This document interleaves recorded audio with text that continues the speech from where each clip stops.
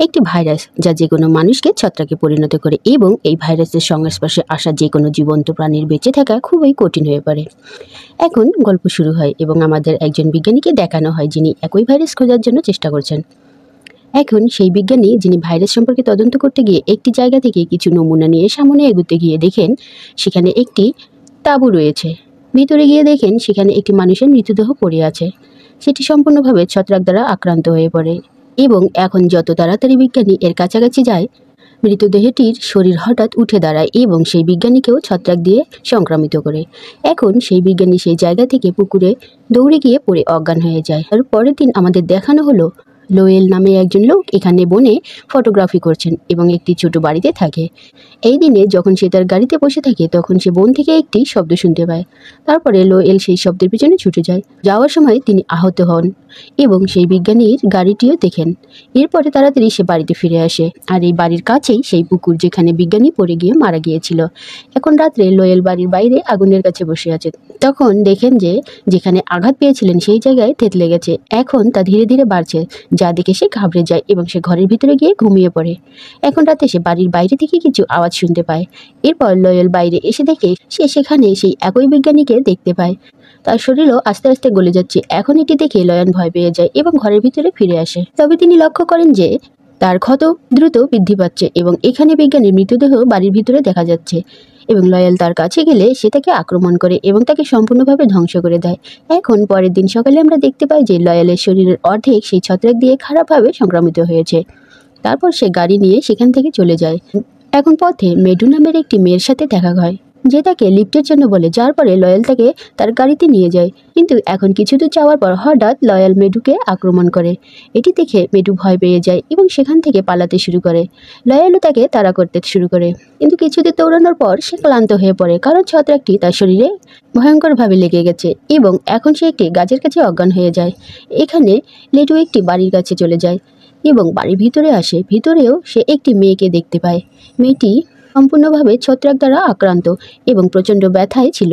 সে মিডুকে তাকে হত্যা করতে বলে, তার কারণ এখন সে আর যন্ত্রণা সহ্য করতে পারছে না।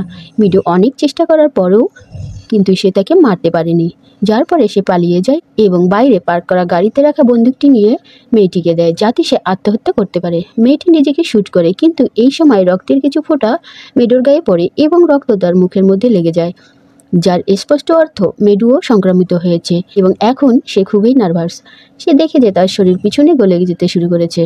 তারপর সে বনে দৌড়ে যায়। সে যেদিকে যায় কিন্তু পথে সে ছত্রাক দ্বারা আক্রান্ত হয় এবং সেখানে পড়ে যায়। এখন এখান থেকে আমাদেরকে কয়েক মাস পরের দৃশ্য দেখানো হয়, যেখানে একটি বাড়িতে আমাদের একজন মহিলাকে দেখানো হয় যার নাম মেরা। তিনি ভয়ে কাঁপছেন কারণ একজন আক্রান্ত ব্যক্তি তার বাড়িতে প্রবেশ করেছিল। কিন্তু কিছুক্ষণ পরে তার ছেলে সেখানে আসে যে তাকে নিরাপদে বাড়ি থেকে বের করে নিয়ে যায়।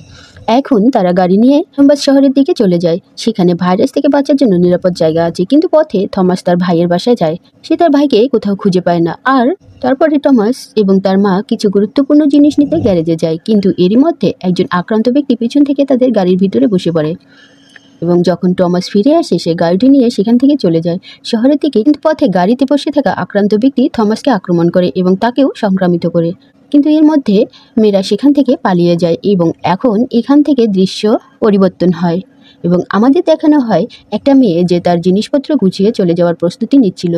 কিন্তু তারপর ইসরায়েল নামে একজন ব্যক্তি তার বাড়িতে আসে। এখন সেই লোকটিকে দেখে সেরেনা তাকে তার বাড়ি ছেড়ে চলে যেতে বলে, কিন্তু ইসরায়েল বলে যে সে আক্রান্ত হয়নি। এখন সেখানে আমরা জানতে পারি যে সেরেনা মিডুর বোন এবং সে তাকে খুঁজতে যাচ্ছিল।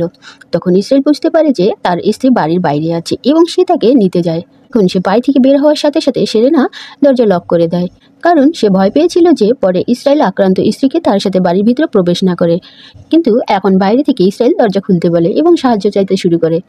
এরপরে সেরেনা নিজেকে নিয়ন্ত্রণ করতে না পেরে দরজা খুলে দেয়। এখন ইসরায়েল তার স্ত্রী লিলিকে নিয়ে ভিতরে আসে যে ভাইরাসে আক্রান্ত হয়েছিল এবং তার শরীর পিছন থেকে সম্পূর্ণরূপে ধ্বংস হয়ে গেছে, পচনও ধরেছিল এবং এখন এরপরে লিলিও যন্ত্রণায় মারা যায়। পরে সেরেনা তার গায়ে একটি কম্বল রাখে, কিন্তু তারপরে লিলির শরীরে কিছু নড়াচড়া শুরু হয়ে যায়। পরে সেরেনা ইসরায়েলকে বলে যে লিলিকে বাড়ির বাহিরে বের করে দাও কারণ সে আর বেঁচে নেই।